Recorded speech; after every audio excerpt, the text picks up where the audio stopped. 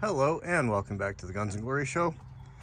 Working on the 2003 Avalanche. Unfortunately got to put new headlights in it. It was on the list but not something I wanted to do now, but when I went to change the headlight bulbs in them, the tabs broke off. Plastic just aged out. Didn't have much of a choice. So I suppose I'll give you a walkthrough on how to change them. It's a little bit hard to see. We're on the top light, driver's side. There's this little tab at the button. You push it and it lets go. And you go to pull.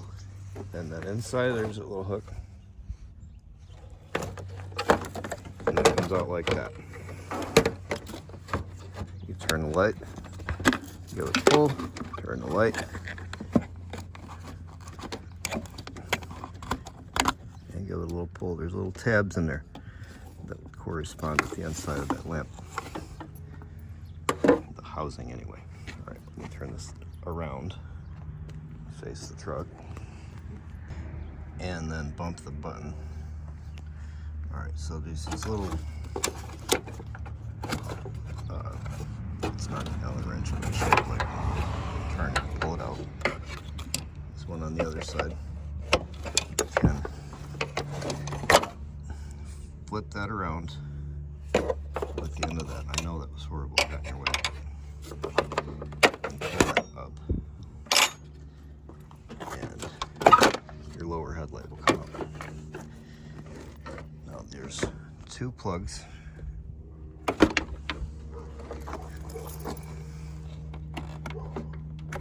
Just like that. That's one of them. And the other one, you reach down inside of there. That little tab, wiggle that out. Okay, well that's one reason I decided to buy these. The housing's all broken inside, so I couldn't really unlock the light properly. I don't have my rubber gloves handy, so we'll just get a bit of Windex, give the bulbs a squirt, and then dry them off. You don't want to leave any oil on the bulbs. Same thing with those two. You don't want to leave any oil on the bulbs. If you touch that bulb with your finger, wash it off. Use gloves if you have to. Make sure those are clean before you put them in. Alright, this is the high beam side. There are 3 notches on the lamp, and there are 3 notches on the light housing. And you want to line those up. It'll drop right in if you got it right, and it won't if you don't. Then you give it a little turn to lock it in place. All 4 of those are the same way. You'll want to wait until the very last minute to take off the plastic, to get the headlights, the bulbs in the headlight housing first.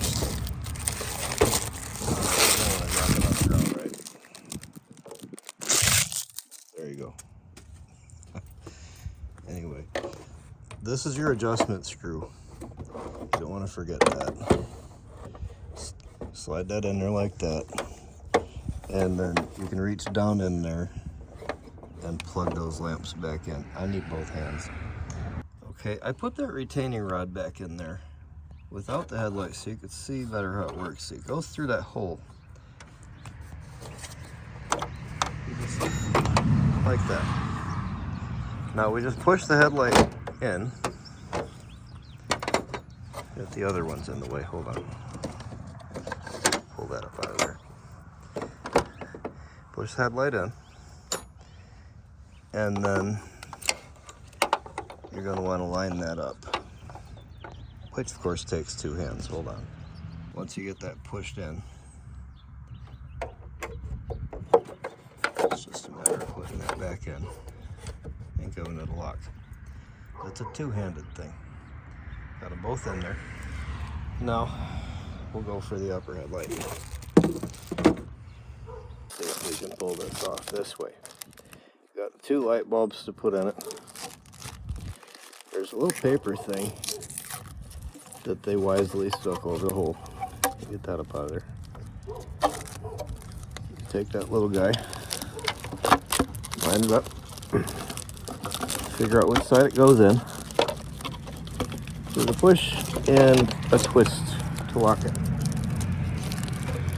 And I know that was just about impossible to see. I apologize. This one, push it in.